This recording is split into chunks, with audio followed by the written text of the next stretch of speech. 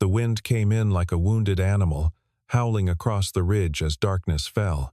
Through the whiteout gusts, the luxury lodge blazed with gala lights while inside, a children's choir rehearsed their opening number.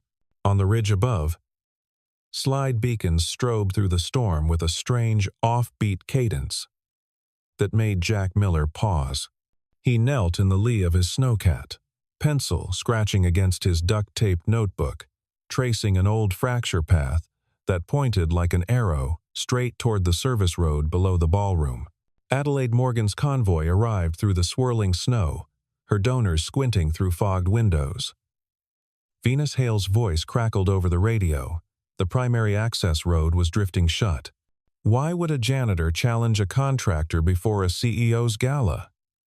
When cadence reveals truth, who chooses people over optics?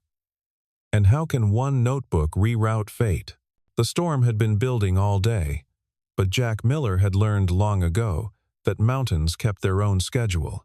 In the modest staff cabin tucked behind the maintenance shed, he ladled hot soup into 2 bowls, while his 7-year-old daughter Nora finished her math homework at the kitchen table. The wood stove ticked with heat, and outside, the wind tested every seal and shingle. "Dad, why do you check the weather twice?" Nora asked, pencil poised over a multiplication problem. Jack set her bowl down gently. "Because snow keeps secrets, sweetheart. And secrets can turn dangerous if we're not paying attention." She nodded solemnly, the way children do when they sense the weight behind simple words. Her dark hair caught the lamplight as she bent back to her work. Jack watched her for a moment, seeing her mother's concentration in the set of her jaw. The photo on the mantel showed all 3 of them 2 winters ago before the cancer, before the promises whispered in a hospital room about keeping others safe the way he couldn't keep her. A rattling from next door interrupted his thoughts. Tom, the resort's head cook, was wrestling with a vent cover that the wind had loosened. Jack grabbed his toolbox and stepped into the gale. 5 minutes later, the vent was secure. Tom's grateful pat on his shoulder, warm against the cold. Small fixes, Jack thought. That's what his life had become, small fixes that kept things running while others made the big decisions.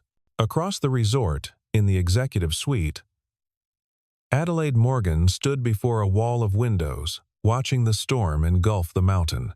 Her reflection caught in the glass platinum blonde hair swept into an elegant twist, the red V-neck dress she'd chosen for tonight's gala, hugging her frame with the precision of good tailoring.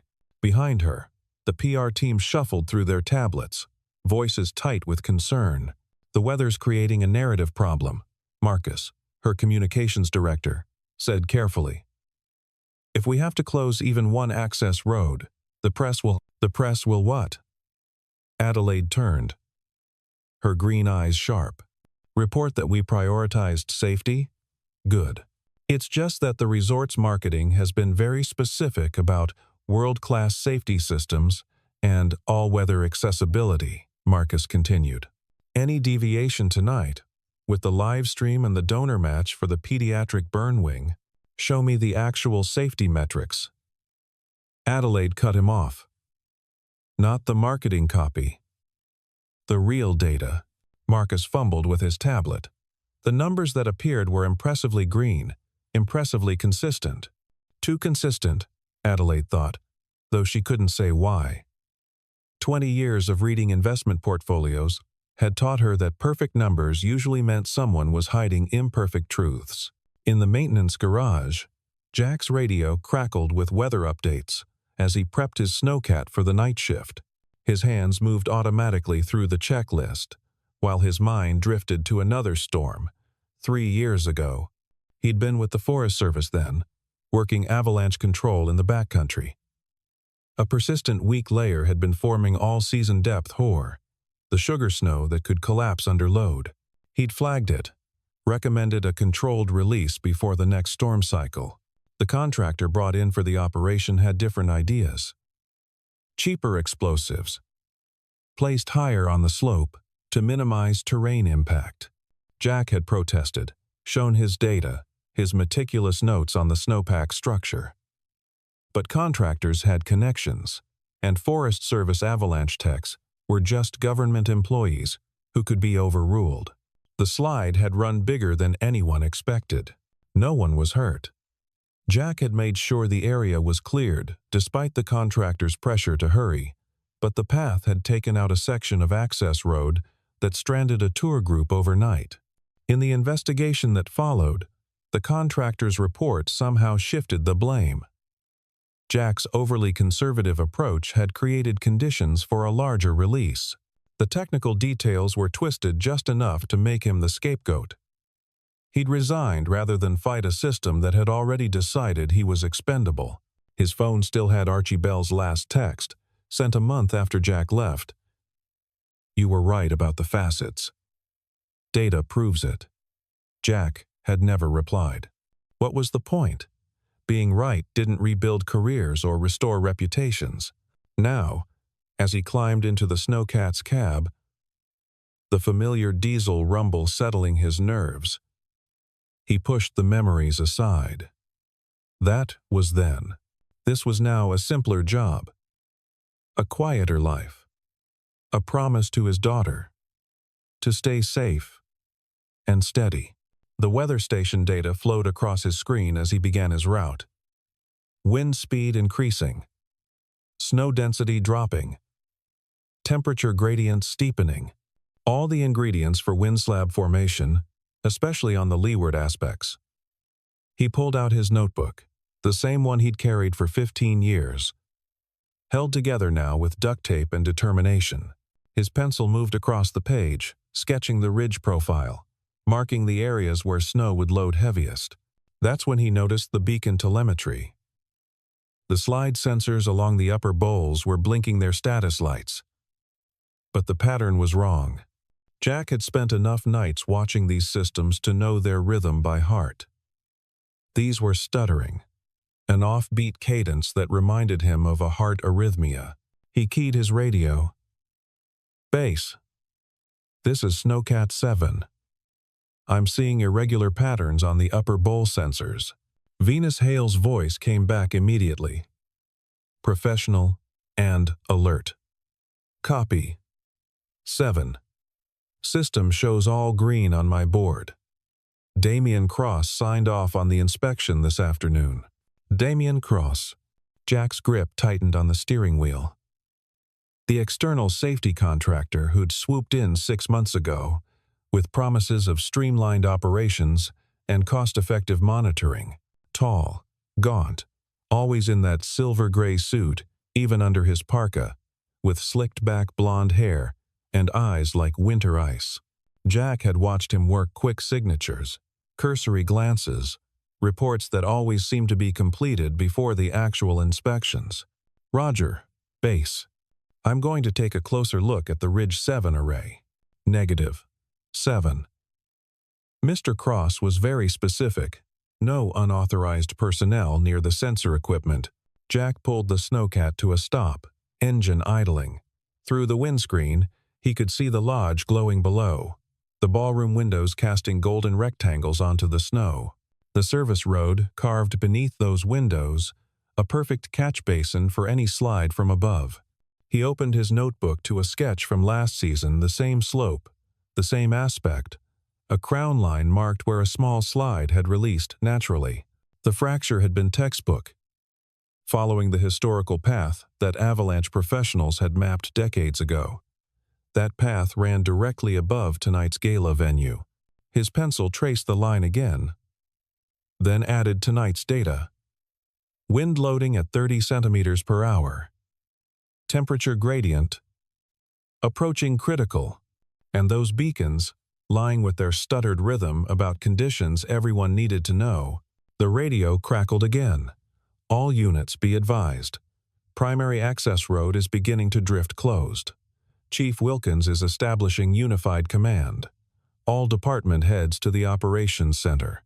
Jack turned the Snowcat toward the lodge. As he drove, snow began to fall harder, each flake adding weight to slopes already stressed by wind. The mountain was gathering itself, building towards something. He could feel it in the way the snow moved, in the way the wind channeled through the terrain. In the operations center, the crowd had gathered resort executives in suits. Chief George Wilkins in his search and rescue jacket, weathered from decades of service. Venus Hale with her tablet and radio, and Damian Cross, immaculate despite the conditions, his smile sharp as glass. Situation straightforward, Damian announced to the room, his confidence filling the space like cologne. We have a weather event, but all systems show green. The senator's already here, the foundation's donors are arriving, and we're going live in 3 hours. He gestured at his laptop screen, where rows of green status indicators glowed. Every beacon, every sensor, every repeater operational and within parameters. Jack entered quietly, snow still melting on his shoulders. Adelaide noticed him immediately, the only person in work clothes, standing slightly apart from the group. There was something about his stillness that drew attention, the way he watched Damian's presentation with an expression she recognized from boardrooms where someone was about to call out cooked books. Question, Jack said, his voice cutting through Damian's flow. What's the sampling rate on those beacons? Damian's smile tightened. Standard interval. Industry spec. Which spec? Because what I'm seeing outside is a 12-second interval with a 3-second float. That's not industry standard, that's a repeater lag. The room shifted. Chief Wilkins leaned forward. Explain. Jack pulled out his notebook, found the right page. I've been tracking the blink patterns for the last hour. Every 10th pulse is delayed. That only happens when a repeater is struggling to relay data, usually because it's overloaded or damaged. He showed the page to Wilkins, columns of times, precise to the second. If the repeaters are lagging, the green status we're seeing could be cached data from hours ago. This is ridiculous, Damian snapped. We're going to delay $1 million fundraiser because a janitor doesn't understand beacon technology? The word janitor hung in the air like a slap. Venus stepped forward. Jack's our senior night operator. He knows these mountains better than a certified safety contractor? Damian pulled out a binder, thick with official-looking documents. Every system was inspected and certified today. My signature, county approved. He fixed Jack with those cold gray eyes. Unless you're suggesting I'm incompetent. I'm suggesting, Jack said evenly, that we verify the raw data from the telemetry shed. Takes 5 minutes. Adelaide watched the exchange, reading the dynamics like she would a hostile board meeting. Damian was too defensive. His certainty too performed. Jack was too calm, the kind of calm that came from being absolutely certain of your position. Chief Wilkins, she said, her voice cutting through the tension. What's the protocol here? Wilkins straightened, 25 years of emergency management in his bearing. Protocol is we err on the side of caution when there's any question about safety systems. Mr. Miller, you'll accompany Venus to check the telemetry shed. I'll supervise by radio. Mr. Cross, you'll provide the access codes. Damian's face darkened. The liability, Adelaide interrupted, of ignoring a safety concern would be catastrophic. Venus, Jack, go. We'll hold the shuttles until you report back. The telemetry shed sat 50 yards from the main building. A concrete block structure that hummed with electronics. Venus keyed in the code while Jack pulled on work gloves, his breath visible in the cold. Inside, the smell hit them immediately: cold metal, ozone, and something else. Burnt insulation. Christ, Venus muttered, her flashlight beam catching scorch marks on one of the repeater boards. Jack moved systematically through the equipment, his hands sure despite the cold. Battery sleds pulled out, connections checked. On the third unit, he found it battery pairs swapped. Positive to negative terminals reversed on the backup system. It would show green on a basic diagnostic, but fail under load. "Chief, we have deliberately misconfigured equipment," Jack reported over the radio. "Batteries swapped, at least one repeater board damaged," and he paused, kneeling beside a sensor unit. "Someone's taped this sensor to force a constant green signal." Through the radio, they could hear the ops room erupting.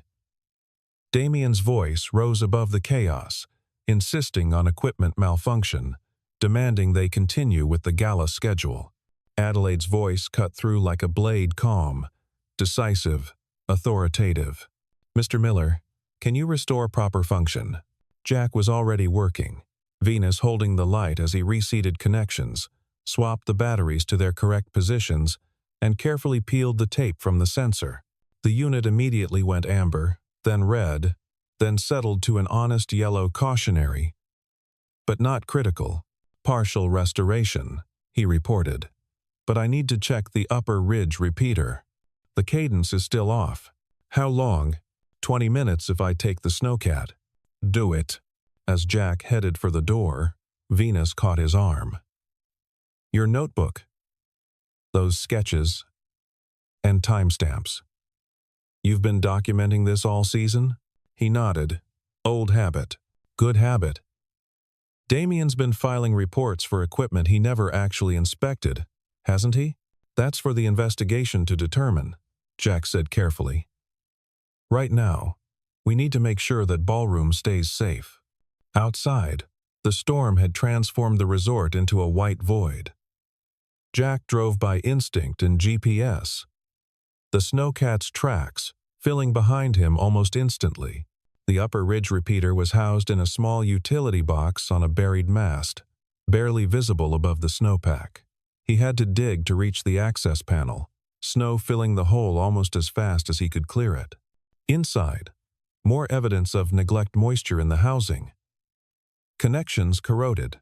A processor board with a manufacture date from 5 years ago, despite records showing replacement last month. Jack vented the housing, cleared the connections with contact cleaner from his kit, and reseated every cable. The rhythm immediately smoothed out. "Base, Ridge 7 repeater restored. You should be seeing accurate data now." Venus's response was tight. "Jack, you need to see this. Real readings are showing significant loading on the Silver Creek aspect. That's directly above the ballroom service road," Jack finished. "I'm coming back." In the operations center, the mood had shifted from confusion to contained crisis. The true sensor readings showed yellow and amber across the upper slopes, with 2 arrays deep in the red. Adelaide stood at the center, her red dress a splash of color among the earth tones of emergency gear, reading the situation with the same intensity she brought to quarterly reports. "Options?" she asked the room. Chief Wilkins laid out the situation with military precision. "We can't evac down the main road, it's drifting closed faster than we can plow. The service road is compromised by slide risk. We have 240 guests, 40 staff, and a children's choir." "I have a proposal," Jack said, entering with his notebook. He spread it open on the table, revealing page after page of hand-drawn maps, each dated, each showing different snow conditions and routes. "There's a protected route through the trees. Comes out by the lower maintenance shed. It's longer but sheltered from the slide paths. We can stage snowcats as emergency shuttles, move the mobility-impaired guests and the children first." "That'll take hours," someone protested.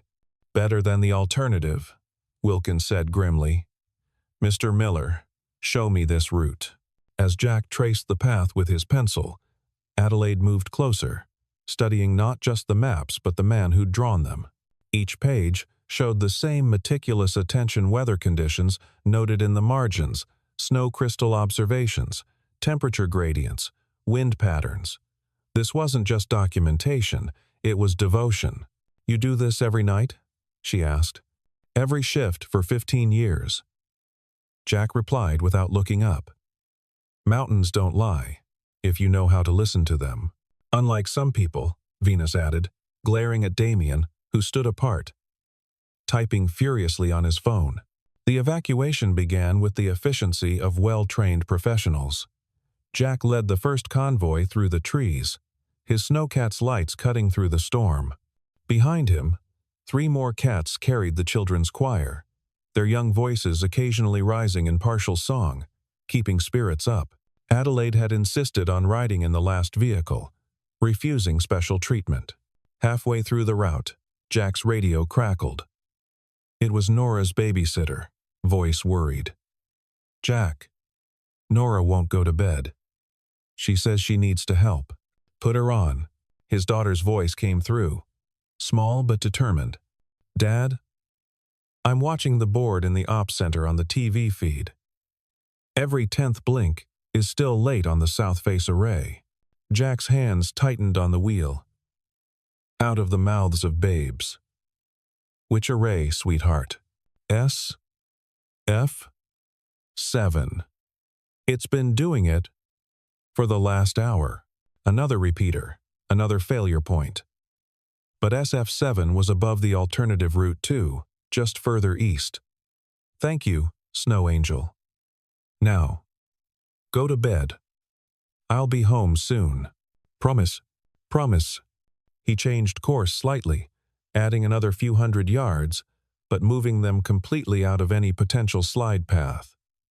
Behind him, the convoy adjusted smoothly. Through his mirrors, he caught a glimpse of Adelaide in the last cat, her face illuminated by the dashboard lights, watching the mountain with the same intensity she'd watched him in the ops center. They reached the lower shed without incident, guests transferring to the waiting buses that would take them to hotels in town. The children's choir director, an elderly woman with silver hair, gripped Jack's hand as she exited. "You saved us," she said simply. "Just doing my job, ma'am." But it wasn't just his job, and everyone knew it. Word was already spreading among the guests. The janitor who'd stood up to the contractor, the notebook full of hand-drawn maps that had shown them the safe path. Someone had filmed Jack, explaining the routes and posted it to social media. Within minutes, it had hundreds of shares. Back in the ops center, Damien was in full damage control mode. "This is hysteria," he insisted to a group of resort executives. "We're destroying the resort's reputation based on the paranoid fantasies of a disgraced Forest Service dropout." Adelaide, who had just entered, stopped dead. "What did you say?" Damien turned, his smile sharp. "Oh, you didn't know? Your hero was forced out of federal service 3 years ago. Caused an avalanche that stranded tourists. It's all public record." Actually, a gravelly voice said from the doorway, "It's not." Everyone turned to see a stocky man in a county avalanche center jacket, shaking snow from his shoulders. Archie Bell, Jack's old colleague, looking like he'd driven through hell to get there. "The investigation records were sealed," Archie continued, pulling out a tablet. "But the metadata isn't. And that metadata shows something interesting. All of Damien's safety reports for this resort were uploaded by automated scripts, timestamps preceding the actual inspection windows." He looked directly at Damien. "You've been filing pre-written reports for months, haven't you? Just changing the dates." Venus had her own tablet out. "That explains the battery purchase orders. We've been billed for new batteries every month, but the serial numbers in the shed are all from the original installation 2 years ago." The room erupted. Resort executives shouting about liability. Wilkins calling for the county attorney. PR staff frantically texting. Through it all, Adelaide stood silent, processing. Then she walked to where Jack stood by the window, still in his wet work clothes, still holding his notebook. "The Forest Service incident," she said quietly. "Tell me." Jack met her eyes. "I flagged a dangerous condition. The contractor cut corners. When it went bad, I was the convenient scapegoat. I didn't fight it because—" He paused, thinking of Nora, of his wife in the hospital, of choosing battles worth fighting. "Because I had bigger things to protect." She studied his face, CEO instincts measuring truth against fabrication. And tonight? Tonight's different. Tonight there are kids in that choir, guests trusting the resort's safety, and you. He caught himself. Me? You asked for the truth instead of the narrative. That's rare. Before Adelaide could respond, a deep rumble shook the building. Everyone rushed to the windows. On the slope above, illuminated by the emergency lights, a slide had released. Not huge, not catastrophic, but following exactly the path Jack had marked in his notebook straight across the primary service road, burying it under 10 feet of debris. The silence that followed was deafening. If we hadn't evacuated, someone whispered. Adelaide turned to face the room, and Jack saw the CEO emerge fully, the person who'd built a foundation from nothing, who'd made hard calls in harder rooms than this. "We're going live in 10 minutes, she announced. Not with the gala, but with something more important. Venus, set up a camera in here. Jack, I want you beside me with that notebook. Chief Wilkins, please have the county attorney standing by." "Adelaide," Marcus protested. "The narrative implications, the narrative," Adelaide said firmly, "is that we chose lives over liability. Truth over reputation. That's a story I'm proud to tell." Damien tried to slip out, but Wilkins had already positioned a deputy by the door. The contractor's perfect composure finally cracked, his face flushing red above his silver-gray suit. "You don't understand the pressure," he snarled at Jack. "The resort demands perfect safety scores for insurance, for marketing. You think your little sketches matter? The board only cares about green lights and good numbers." "No," Adelaide corrected coldly. "That's what you assumed we cared about. But fraudulent green lights are worse than honest red ones." She turned to the camera Venus had set up. "Are we live?" In 3, 2, Adelaide faced the lens, poised despite the chaos around her. "Good evening. I'm Adelaide Morgan, CEO of the Morgan Venture Foundation. Tonight's gala has been postponed due to severe weather, but I want to address what's really happened here." She spoke for 5 minutes, laying out the facts without drama or spin. Failed safety systems, fraudulent reporting, and the quiet heroism of a night shift worker who'd insisted on truth.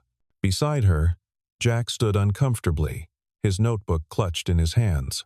"Mr. Miller," Adelaide said, turning to him, "would you show our viewers what you showed us?" Jack opened the notebook, his hands steady now, and held up the page, with tonight's route marked. The camera zoomed in on his careful sketches, the margin notes, the accumulated wisdom of years spent reading the mountain's moods. "This is just observation," he said simply. "Snow doesn't lie. It tells you what it's going to do if you pay attention. Tonight, it was saying danger, and these sensors were saying safe. When those two things don't match, you trust the snow, even when it costs money?" "Reputation," Adelaide prompted. Jack glanced at her, something passing between them that the camera caught but couldn't quite define. Especially then, because reputation built on lies comes down like a cornice in spring, sudden and destructive. The live stream chat exploded. Thousands of comments pouring in. Donors pledging support, not despite the canceled gala, but because of it. The children's choir director called in, her voice clear over speakerphone, thanking the resort for putting their safety first. The county attorney confirmed that charges would be filed against Damien Cross for fraud and endangerment. But the moment that went truly viral came when Nora appeared in the doorway, having snuck out of the staff quarters. The 7-year-old walked straight to Adelaide, looked up at her with those serious dark eyes, and asked, "Did my dad's map keep everyone safe?" Adelaide knelt down, her red dress pooling on the floor, and took the child's hands. "Yes, sweetheart. Your dad's map saved everyone." Nora nodded. then pulled something from her pocket, a pencil, worn down to half its length. This was Mom's. She said, "Pencils tell the truth, because you can see where they've been erased and rewritten. Dad uses it for his important maps." She held it out to Adelaide. "For your maps." The CEO of a multi-million-dollar foundation, who'd negotiated with senators and billionaires, found herself without words. She took the pencil gently, looking up at Jack, who stood frozen, his eyes bright with unshed tears. "Thank you," Adelaide whispered to Nora. Then, louder, to Jack. "Both of you." The storm passed near dawn, leaving the resort transformed under 3 feet of new snow. The morning light revealed the slide paths, exactly where Jack's notebook had predicted. Tons of snow and debris that would have been catastrophe if not for one man's insistence on truth. In the weeks that followed, the investigation uncovered the full extent of Damien's fraud. Falsified inspections, diverted funds, intimidated employees. 3 other resorts came forward with similar stories. The contractor faced federal charges, his silver-gray suit traded for orange coveralls. Adelaide restructured the resort's entire safety program, implementing what became known as the Miller Protocol: independent verification, real-time data transparency, and respect for field expertise, regardless of job title. She created a new position, Director of Mountain Safety and Resilience, reporting directly to the board. She offered it to Jack in a quiet meeting in her office. No cameras, no audience, just the 2 of them and the truth. "I can't be bought," Jack warned. "If something's dangerous, I'll say so, regardless of the cost." "That's exactly why I need you," Adelaide replied. She held up the pencil Nora had given her, now framed on her desk. "Your daughter asked if I had my own map yet." "I do. It leads to doing things right, even when it's hard." Jack took the job, with conditions. No suit required. Notebook always welcome. And the freedom to train others in reading the mountain's truth. The foundation endowed avalanche safety scholarships in the name of Jack's late wife, ensuring future generations would learn to see what he saw. The children's choir eventually performed their concert in a smaller, safer venue, their voices rising pure and strong. Adelaide attended, sitting beside Jack and Nora in the 3rd row. No VIP section, no special treatment. When the conductor recognized Jack, the entire audience stood and applauded.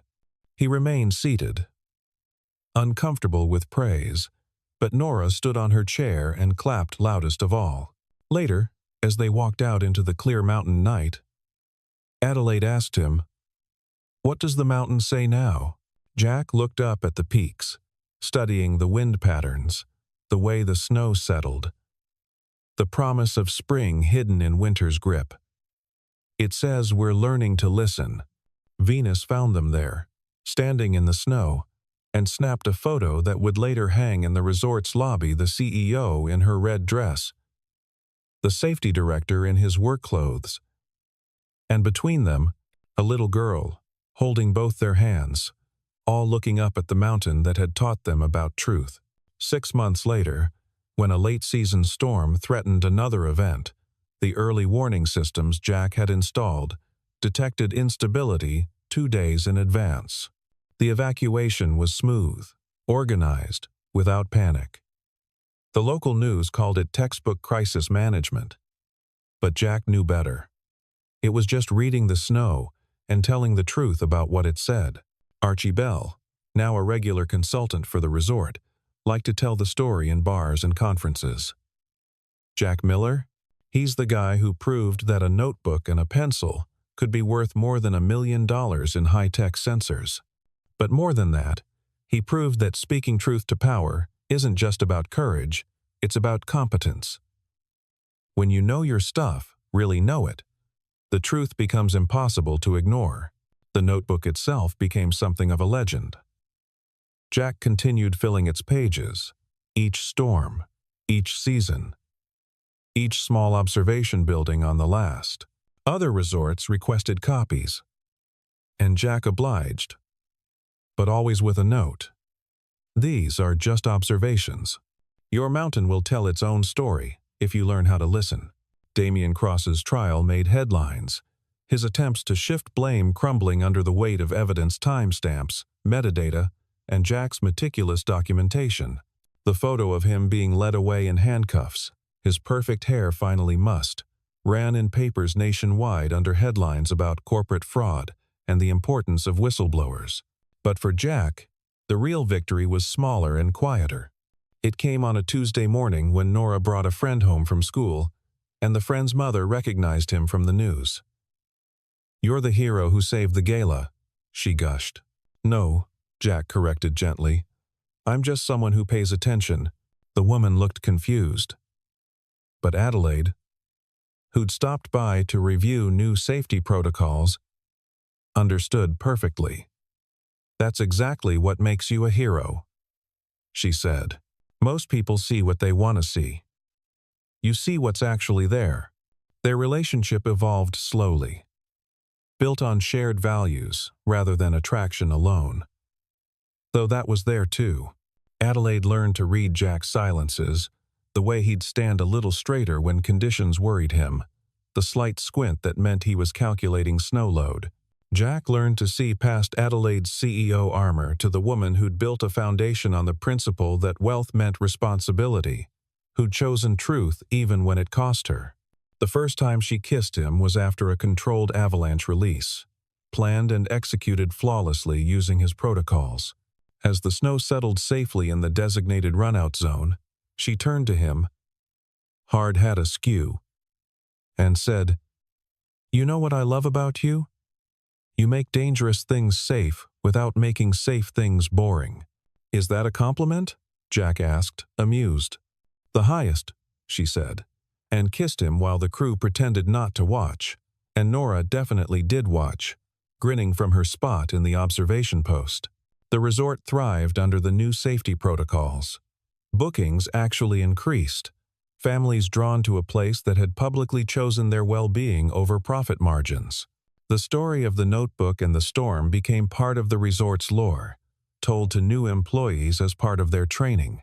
Every year on the anniversary of the storm, Adelaide hosted a dinner for the staff who'd worked that night. Not a gala, not a fundraiser, just a gathering of people who'd faced danger together and chosen correctly. Jack would bring his notebook, now in its third volume of duct tape repairs, and read selected entries from that night. The timestamps, the observations, the gradual realization that something was deeply wrong. "What strikes me," Chief Wilkins said at one such dinner, "is that you never stop documenting. Even when no one was listening." "Someone's always listening," Jack replied, glancing at Nora, now 10, and already showing her father's attention to detail, her mother's pencil always in her pocket, even if it's just the mountain. The pediatric burn unit that Adelaide's foundation had been fundraising for was completed 18 months after the storm. At the dedication, she insisted Jack cut the ribbon with her. He protested that he had nothing to do with the medical facility. But Adelaide disagreed. "You showed us that protecting people isn't about looking good," she said. "It's about doing good, even when no one's watching. Especially then. This unit exists because donors saw that truth in action and wanted to be part of it." The ribbon-cutting photo made the local paper's Adelaide in elegant business attire, Jack in his usual work clothes, and between them, a survivor from the children's choir holding the scissors. The headline read, "Built on Truth, New Burn Unit Honors Heroes of the Storm." But Jack's favorite photo from that day was different. Nora had taken it with his phone, Adelaide teaching her how to read a topographical map, both of them bent over his notebook, pencils in hand, mapping something new together. In the background, barely visible, the mountain rose white and honest against a clear blue sky. Years passed. Jack's protocols became industry standard. Adelaide's foundation grew, always guided by the principle that transparency built better outcomes than perfection. Nora grew up surrounded by truth-tellers and mountain readers, learning that courage meant speaking up when something was wrong, even if your voice shook. The notebook evolved into a teaching tool. Jack would bring new safety officers to the slopes, hand them a pencil and a blank page, and say, "Draw what you see, not what you think should be there. Not what you hope is there, but what's actually there." Some struggled at first, trained by years of forms and checkboxes to see only what fit predetermined categories. But gradually, they learned. They learned to see the way wind sculpted snow into warnings, the way temperature changes wrote themselves in crystal formation, the way the mountain told its stories to those who paid attention. One young trainee asked, "How do you know when you've seen enough to make a call?" Jack thought of that night, of the stuttering beacons and Adelaide's first hard question about safety metrics. When what you're seeing makes you uncomfortable enough to speak up, even when everyone else says it's fine. Especially then. The trainee nodded, making a note in her own notebook, a fresh one. No duct tape yet, but Jack could see she held her pencil correctly, ready to record truth rather than convenience. Adelaide often joined these training sessions, adding her perspective on leadership and decision-making. "Jack taught me something crucial," she'd tell the groups. "The person closest to the problem usually sees the solution first. Our job as leaders isn't to have all the answers, it's to listen to the people who do." Their wedding was small, held at the resort on a clear winter day between storms. Nora was the maid of honor, carrying the rings in a small box made from reclaimed wood from the old telemetry shed. Chief Wilkins officiated, his words simple and direct. "These two have already proven they can weather storms together. Now, they're just making it official." The reception was in the same ballroom that had been threatened that night 3 years ago. Through the windows, the mountain stood white and peaceful, its slopes groomed and safe. Jack had checked the weather 3 times that morning. Old habits dying hard. Adelaide had checked it twice herself. New habits born of love and understanding. "No storms today," she'd said, finding him on the deck with his morning coffee and notebook. "No," he'd agreed, then pointed to a thin line of clouds on the horizon. "But there's weather building for Thursday. We should adjust the grooming schedule." She'd kissed him then, tasting coffee and certainty. "I love that you never stop watching.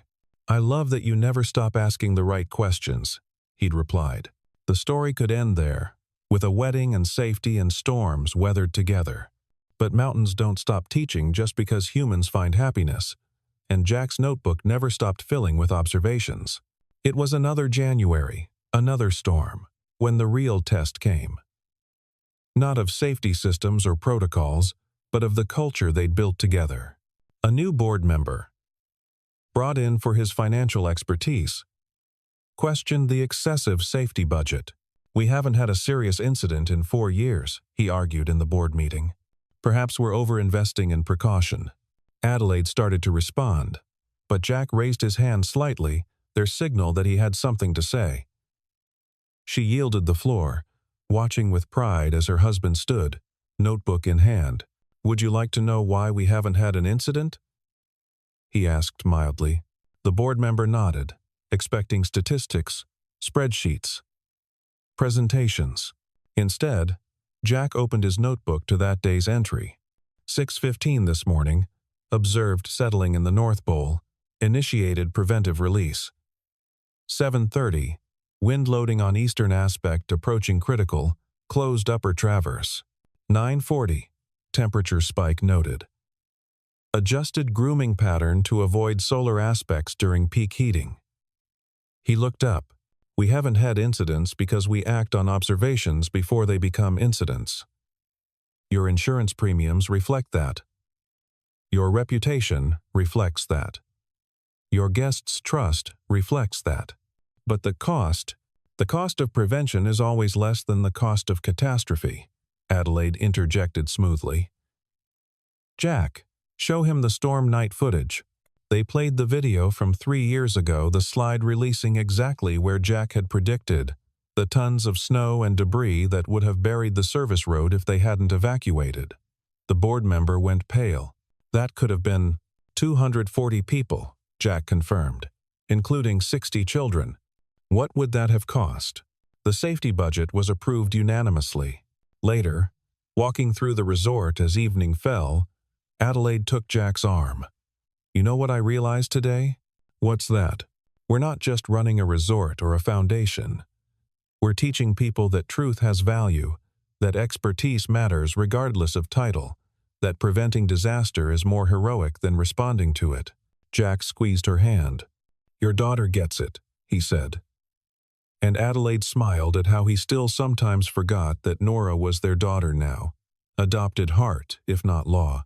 As if summoned, Nora appeared around the corner, 17 now, and headed to college next year to study atmospheric sciences.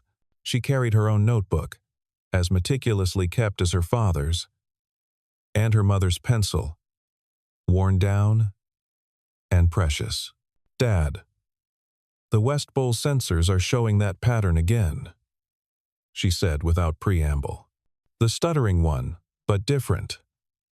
I think it's temperature differential, not repeater lag. Jack studied her notes, pride warm in his chest. She'd not only learned to see, but to distinguish, to parse the mountain's complex language into individual words and meanings. Good catch. What's your recommendation? Manual verification before tomorrow's opening. I can take the snowcat up at first light if you want. He glanced at Adelaide, who nodded. Their daughter, raised on truth and trained in observation, ready to carry the tradition forward. Take Marcus with you, Jack said, referring to the newest safety officer. Show him how to read the differential patterns. Nora grinned and headed off to prep equipment. Adelaide watched her go, then turned to Jack. She's going to change things, isn't she? She already is, Jack replied, thinking of how Nora had designed a new data visualization system that made pattern recognition easier for trainees, how she'd started a youth avalanche awareness program, how she approached every problem with the question, what is the mountain really saying? The sun set behind the peaks, painting the snow rose and gold. In the lodge, guests settled in for dinner, unaware of the constant vigilance that kept them safe. In the ops center, Venus ran through the evening checklist with her team, Jack's protocols now second nature. In town, Archie Bell taught an avalanche course, using examples from that night 3 years ago to illustrate the importance of speaking up when something feels wrong. And in the shed where it all began, the new telemetry equipment hummed quietly, monitored by people trained to see patterns and trust their observations. On the wall, someone had framed a photo from the local paper Jack with his notebook, Adelaide in her red dress, and the headline, Truth in the Snow. How one voice changed everything, but Jack knew better. One voice hadn't changed everything. One voice had started something, a cascade of truth-telling that grew like an avalanche crown line, spreading from person to person until it couldn't be stopped. Venus speaking up about the falsified reports. Archie driving through a blizzard with evidence. Adelaide choosing transparency over narrative. Nora asking the simple questions that reset adult priorities. Each voice had mattered. Each observation had built on the last. Like snow accumulating on a slope, truth gathered its own weight until it became undeniable. Standing there in the fading light, notebook in hand, Jack made another entry. Not about snow or weather or safety systems, but about something harder to measure and more important to document. January 15th, he wrote. Clear evening after morning snow. All systems operational. Team functioning with high trust and communication. Mountain at rest. Community strong. Truth valued. He paused, then added, read the snow, read the soul. Both are always speaking. We just have to remember to listen. Adelaide found him there as full dark fell, still writing in his notebook by the light of his headlamp. She didn't interrupt, just stood beside him, reading over his shoulder. When he finished, she took the pencil from his hand and added her own note in the margin. And when we listen, We must have the courage to act on what we hear." Jack smiled, pulling her close. Around them, the resort hummed with quiet life guests, laughing in the restaurant, staff preparing for the next day, the mountain itself settling under its blanket of snow, safe. For now, because people were watching, listening, documenting. "You know what Nora asked me yesterday?" Adelaide said against his shoulder. "What?" "Whether speaking truth gets easier with practice." Jack considered this. 3 years ago, he'd almost walked away rather than fight. Now, truth-telling was woven into every aspect of their lives, their work, their family, their community. "What did you tell her?" "I told her it doesn't get easier. It gets more necessary. And once you understand that necessity, staying quiet becomes the hard thing." They stood together in the darkness, two people who'd found each other in a crisis and built something lasting from its lessons. Above them, stars emerged between clearing clouds, and the mountain slept peacefully under snow that would tell its own stories come morning. Jack would be there to read them, notebook ready, pencil sharp. Adelaide would be there to ensure those readings were heard and heeded. Nora would be there to carry the tradition forward into a future where truth mattered more than comfort, where expertise was valued regardless of title, where one voice speaking up could still save lives. The resort had become more than a business or a destination. It had become a teaching ground, a place where people learned that mountains don't lie and neither should we, where a duct-tape notebook could be worth more than million-dollar systems if the person holding it knew how to read what was really there, where janitors could be heroes and CEOs could admit uncertainty, and 7-year-olds could ask the questions that mattered most. Every guest who stayed there, every employee who trained there, every child who learned to ski there, absorbed this lesson in some small way. The story of the storm and the notebook spread far beyond the resort, inspiring other places to examine their own systems, their own willingness to hear uncomfortable truths. Damian Cross served 2 years in federal prison, his reputation destroyed, his contracts void. But even he, in the end, provided a teaching moment. During his sentencing, he'd admitted that he'd believed everyone operated like he did, cutting corners, prioritizing appearance over reality, assuming that safety was just another performance metric to be gamed.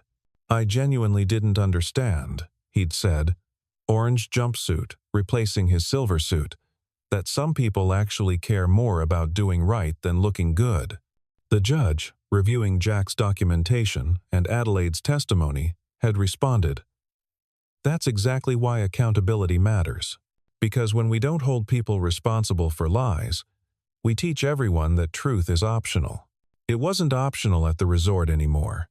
Every morning, the safety team gathered for what they called notebook review. Not a formal meeting, but a sharing of observations, patterns noticed, concerns raised. Everyone from the newest liftie to the most senior manager had a voice in these gatherings, and everyone's observations were recorded and considered. The practice spread to other departments. The kitchen staff started documenting food safety observations. The maintenance team mapped equipment wear patterns. The guest services team tracked satisfaction not through surveys, but through careful observation of how people actually used the facilities. "You've created a culture of professional witnessing," a business school professor told Adelaide during a case study visit. "Every employee feels responsible for seeing and reporting truth." "Jack created it," Adelaide corrected. "I just made sure it was heard." But Jack, characteristically, deflected credit. "The mountain created it," he'd say. "We just learned to pay attention." The foundation's work expanded, funding avalanche education programs nationwide. The scholarship recipients, young people who might never have afforded professional training, carried Jack's philosophy into new places. They learned not just how to read snow, but how to speak up when readings troubled them, how to document carefully, how to value thorough observation over quick assumption. One scholarship recipient, a young woman from a small mountain town, wrote to Jack after her first season as a professional patroller. "You taught me that expertise isn't about being the loudest voice in the room. It's about being the most observant presence on the mountain. Thank you for showing me that quiet knowledge spoken with conviction can move more than mountains, it can move minds. Jack kept the letter in his notebook, pressed between pages of weather observations and snow profiles. It reminded him that the work continued beyond what he could see, rippling outward like the compression waves through snowpack that preceded avalanches. On the 5th anniversary of the storm, the resort held a symposium on ethical leadership in high-risk industries. People came from around the world. Ski areas, yes, but also nuclear plants, hospitals, aviation companies. All industries where ignored warnings could cost lives. Jack gave the keynote, uncomfortable in the spotlight, but determined to share what he'd learned. He brought his original notebook, the one from that night, now carefully preserved but still wrapped in duct tape. This isn't about hero worship, he began, holding up the battered notebook. It's about the heroism of daily observation, consistent documentation, and the courage to say something's wrong when everyone else says it's fine. He told the story not dramatically, but factually. The beacon cadence, the telemetry shed, the swapped batteries, the taped sensor. But more importantly, he told about the culture that had allowed it to happen, the assumption that perfect numbers mattered more than honest assessment, that contractor certificates trumped field observation, that job titles determined whose voice counted. Every disaster has witnesses, he concluded. People who saw something wrong, but didn't feel empowered to speak up. Or worse, who spoke up and weren't heard. Our job as leaders, as humans, is to make sure those voices aren't just heard but heeded. The symposium led to the creation of the Miller Protocol, not just for avalanche safety, but for any industry where observation could prevent catastrophe. It was simple. Document what you see. Report without fear. Investigate without prejudice. Act on evidence, not assumption. Companies that adopted it reported fewer accidents, but also unexpected benefits, increased innovation, improved morale, better customer trust. When people knew their observations mattered, they observed more carefully.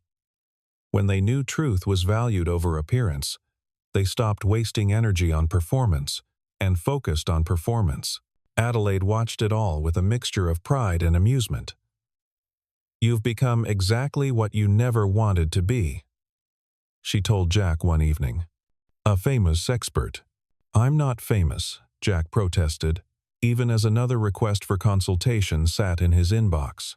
You're notebook famous, Nora interjected. Home from college for winter break. That's better than regular famous. It means you're known for something real. She was right, of course. The notebook had become a symbol, not of perfection, but of persistence, not of heroism, but of everyday vigilance. Other safety professionals started carrying them, understanding that technology could fail but observation endured. The resort thrived under this philosophy. It became known not as the place where nothing went wrong, but as the place where problems were caught early, addressed honestly, and learned from openly. Guests felt safer knowing that every employee was empowered to speak up, that every concern was investigated, that truth trumped marketing. Your transparency is your brand now, the marketing director told Adelaide, somewhat bemused. People literally book here because they trust us to tell them if something's unsafe. It was true. The resort's website featured a live feed of actual safety conditions, not sanitized, not simplified, just honest. Red lights showed when areas were closed, yellow when conditions required caution, green only when genuinely safe.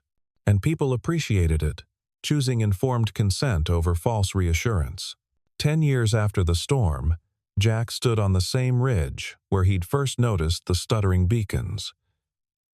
The equipment was all new now, triple redundant, constantly monitored, but he still carried his notebook, still sketched the snow patterns, still listened to what the mountain was saying, beyond what the sensors reported. Beside him stood Marcus, now the senior safety officer, and 3 new trainees. They all had notebooks, all had pencils, All understood that technology enhanced observation but couldn't replace it. "What do you see?" Jack asked them, the same question he asked every trainee on their first day. They looked. Really looked. One noticed the wind pattern. Another saw the temperature gradient. The third spotted the crown line from an old slide, almost invisible under new snow. "Good," Jack said. "Now, what do you hear?" They listened. Wind through trees, snow settling, the distant hum of the lodge. But also something else. The particular silence that came before weather changed. The held breath quiet that preceded storms. "Low pressure moving in," one ventured. Jack nodded. "When?" They conferred, checking their notes from the morning weather briefing, comparing observations. "Tonight." Maybe midnight. Maybe isn't good enough when lives depend on it. "What would make you certain?" they thought. Then one pulled out her phone. "I could check the satellite data, the pressure readings, the forecast models." "You could," Jack agreed. "But what if the power's out? What if the satellites are down? What if you only have what you can see and feel and know?" They looked again, more carefully this time. The way the snow was starting to form tiny rollers on the steep faces, the particular color of the clouds, the way birds were moving to shelter. 6 hours, another said with more confidence. "The storm hits in 6 hours." Jack checked his watch, then his notebook where he'd written his own prediction. 5.5, by my estimate. But you're learning to see. That's what matters. As they headed back down, one trainee asked, "Do you ever worry about being wrong?"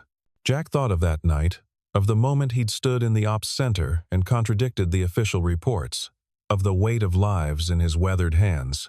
"Every day," he admitted, "but I worry more about staying quiet when I see danger." Because here's the truth. We're all wrong sometimes. But we're catastrophically wrong when we ignore what we see because it's inconvenient or uncomfortable or challenges authority. "Is that why you and Miss Morgan work so well together?" Another trainee asked with the boldness of youth. "Because she listens even when it's uncomfortable?" Jack smiled, thinking of Adelaide in the board meeting that morning. Shutting down another attempt to cut the safety budget. Wielding spreadsheets and passion with equal skill. "We work well together because we both believe that truth has value," he said simply. "And we're both willing to fight for it." That evening, as predicted, the storm arrived. Not a blizzard this time. Just steady snow that would add another foot to the base. Jack stood with Adelaide on their deck. They'd built a house halfway up the mountain, positioned to see both the resort and the peaks, watching the flakes fall through the porch light. "Nora called," Adelaide said. "She's been accepted to the graduate program in atmospheric sciences. The one in Switzerland? The one in Switzerland." They stood quietly, proud and wistful in equal measure. Their daughter, for she was theirs in every way that mattered, carrying forward the tradition of observation and truth, but making it her own. "She wants to study how climate change is affecting avalanche patterns," Adelaide continued. "She says the historical data isn't matching current conditions, and someone needs to document the differences." "She's right," Jack said. "The snow's been telling us things are changing. 20 years ago, this storm would have been colder, drier. The avalanche dynamics are shifting. Will you miss her?" "Every day." "But she's got her notebook. She knows how to see. She'll be fine." Adelaide leaned into him. "You know what I love about you? You taught her to leave, but also showed her how to stay grounded." "You taught her to lead," Jack countered. "To make sure observations turn into action." "We make a good team," Adelaide said, and Jack could hear the smile in her voice. "The best," he agreed. Inside, their life together spread warm and comfortable. Adelaide's office, with its CFO awards and foundation certificates. Jack's study with its shelves of filled notebooks and weather instruments, Nora's room kept ready for her visits, the kitchen where they'd shared 1,000 meals and conversations about snow and souls, and the importance of speaking truth. It wasn't the life either of them had planned. Jack had expected to stay in the Forest Service, fighting fires and controlling avalanches until retirement. Adelaide had expected to marry someone from her world, someone who understood portfolios better than powder days. Instead, they'd found each other in a crisis and discovered that their different languages, his of snow and weather, hers of systems and leadership, translated into something universal: the courage to see clearly and act accordingly. The resort had become a model for the industry. The foundation had grown into a major force for safety, education, and ethical leadership. The notebook, that simple, duct-taped collection of observations, had inspired a movement of professional witnesses who understood that documentation wasn't bureaucracy but responsibility. And through it all, the mountain continued its ancient teachings. Snow fell and melted, accumulated and slid, whispered its warnings to those who knew how to listen. Jack listened. Adelaide ensured others heard. Nora would carry the practice forward into a warming world where the old patterns were breaking down and new ones needed to be learned. "Remember the night we met?" Adelaide asked suddenly. "You standing there with your notebook, challenging everything? I remember you in that red dress, looking like you belonged in a New York boardroom, not a mountain crisis center. I remember thinking you were either crazy or the only sane person in the room. What decided you? When you knelt down to explain the map to Nora, the patience in your voice, the way you made complex things simple without making them simplistic. I knew then that you were someone who understood that truth isn't just about being right. It's about making sure others can see what you see." Jack turned to face her, snow catching in her hair, her face illuminated by the warm light from inside. Even now, years later, she could still take his breath away, not just her beauty but her fierce integrity, her willingness to stand for truth even when it cost her. "I love you," he said simply. "I love you too," she replied. Notebook and all, they went inside as the snow continued to fall, adding another layer to the mountain's endless story. In the morning, Jack would be out early, checking conditions, making observations, filling another page in his current notebook. Adelaide would be in the office, fighting for budgets and standards, and the principle that safety was an investment, not a cost. But for now, they sat together by the fire, comfortable in their shared silence, while outside the mountain settled under its new blanket of snow. Safe, watched, protected by people who'd learned that the greatest danger isn't avalanches or storms, but the silence of those who see danger and say nothing. The notebook sat on the table beside them, closed for the night but never finished. Tomorrow would bring new observations, new patterns to document, new truths to speak. The work never ended. But neither did the satisfaction of doing it well. Doing it honestly. Doing it together. And if someone had asked them whether it was worth it, the fight, the friction, the constant vigilance, they would have answered with a story. The story of a night when beacons lied and a notebook told the truth. When a janitor's observations mattered more than a contractor's certificates. When a CEO chose transparency over narrative and found something more valuable than good PR. They would tell about the children's choir that sang safely in a smaller venue, while avalanches rumbled down the paths they would have traveled. About donors who gave more generously to an organization that admitted problems than they ever would have to one that promised perfection. About a community that learned to value the voices of those who watched and documented and spoke up, regardless of their title or position. Most of all, they would tell about how truth compounds like interest. How one person's courage to speak becomes another's permission to observe. How a culture of honest assessment creates safety more surely than any technology or protocol. The fire crackled, the snow fell, and somewhere in the darkness, the mountain continued its patient teachings for those who knew how to listen. Jack and Adelaide listened, as they always had, as they always would, and in that listening, In that willingness to hear uncomfortable truths and act on them, they'd found not just safety but meaning, not just success but significance. "Read the snow, read the soul," Jack murmured, the old maxim that had guided him through everything. "Both are always speaking," Adelaide completed. "We just have to remember to listen." And listen they did, through all the seasons that followed, teaching others to do the same. The notebook filled, page by page, with observations that mattered because someone was paying attention, someone was documenting truth, someone was willing to speak up when silence would be safer, but lives hung in the balance. That's the real story of the mountain and the storm, the notebook and the truth. Not that heroes emerge in crisis, though they do, but that heroism lives in daily observation, in consistent documentation, in the courage to say what needs saying even when power prefers silence. The mountain knew this. It had always known. And now, thanks to a duct-taped notebook and the people who believed in its worth, others knew it too. Listen to the snow. Read the patterns. Document what you see. Speak truth to power. Value expertise over authority. Choose lives over liability.